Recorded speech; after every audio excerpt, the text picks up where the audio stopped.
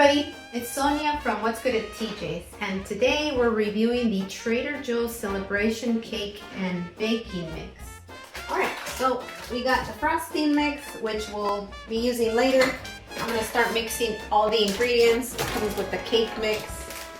So, here we go. And you can see the sprinkles in the batter.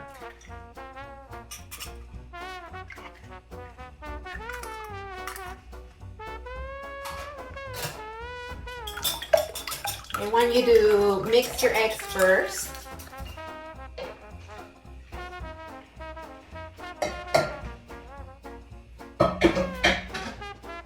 And then half a cup of oil.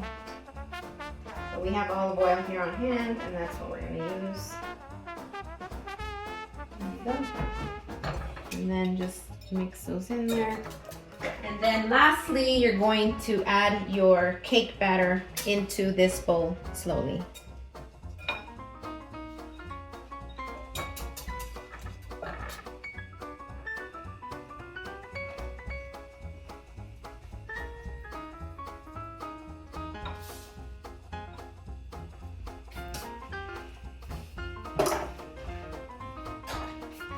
We mixed it and folded in the flour so that you don't destroy your sprinkles and they don't get completely smashed up into the batter.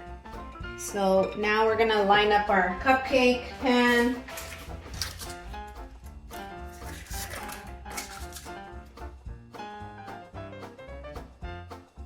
It does say that you'll have some leftover mix and for 3 additional cupcakes, so we're just gonna try and fill these up as high as I can. Normally they recommend you not do that since the batter will rise, but I don't have a 3-pan cupcake pan.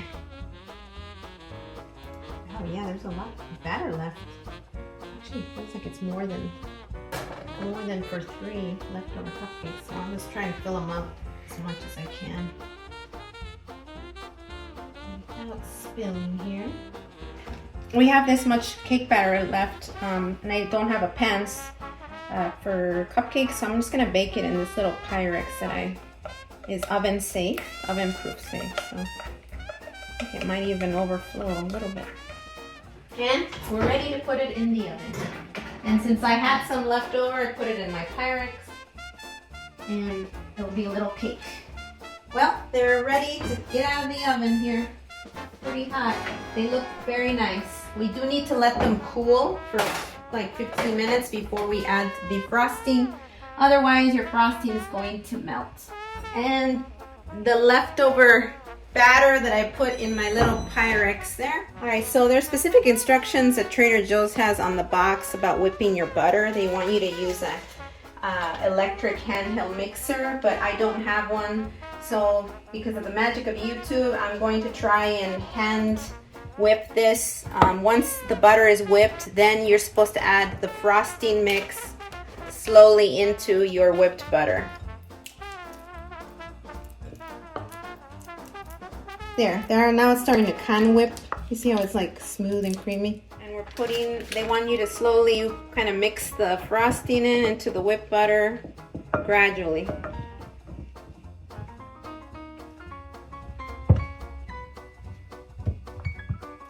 Well, my stomach's growling because I want some cupcakes already.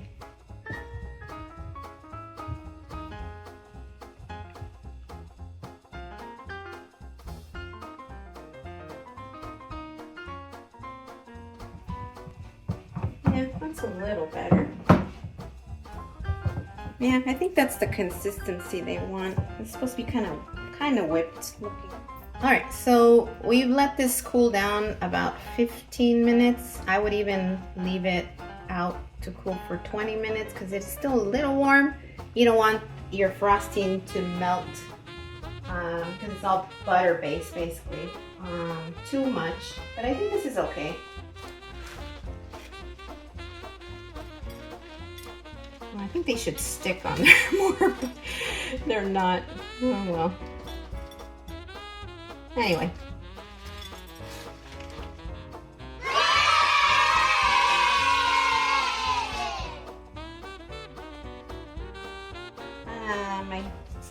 liners kind of got stuck to the batter. A little bit. Alright, trying to taste one now.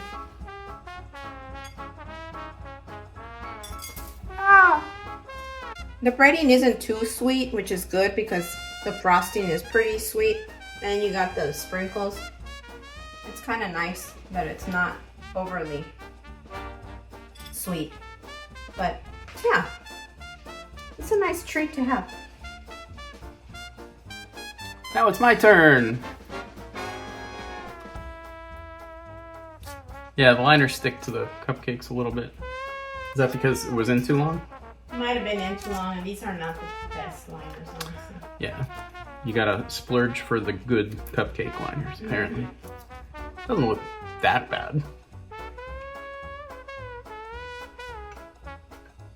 It's like a sweet vanilla, of course, like a birthday cake kind of vibe.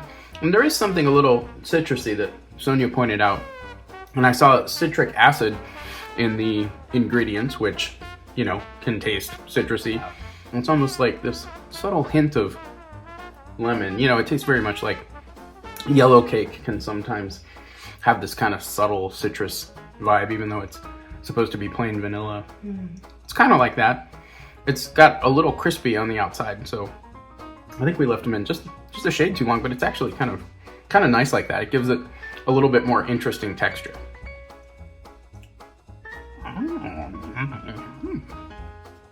Okay, so in the end, we'd give it 7.5 out of 10, and it was $4.99 for the box. I think it's reasonable considering I got a loaf cake here and 12 cupcakes. That's pretty decent. And yeah, it was. The only thing I would say is in closing is that I wish there were more sprinkles inside the actual bread part. I didn't see a ton in my first cupcake. I don't know if Nathan saw any, but you can see it in the batter, but then yes. In the finished product, well, we saw it in our batter. Yes, we did. But in the finished cupcakes, you know, when we're, well, I guess we could cut one in half. Yeah, we could show one real quick and see what that looks like. I don't feel like we saw any. Well, I guess there's a few. Yeah. They're sort of melted. Yeah, and they're not like super bright colors. I mean, I guess they're there. Yeah, there's some confetti or funfetti or whatever the heck they call it. It just, you know, it always looks a little bit more interesting and fancy on the packaging than it does in the finished product. Well, thank you for watching this video review. Don't forget, we have lots of other reviews on our YouTube channel. Be sure to comment and tell us if you've tried this product before, what you think of it, and make sure to subscribe and check out all our social media. We got Instagram, Facebook, and like I said, YouTube. Thanks again for watching. We'll see you next time. They're the duo you love, bringing taste to your screen, rocking Trader Joe's like culinary kings and queens. They smile, they laugh, bringing joy with every post. For the love of the food, they're your willing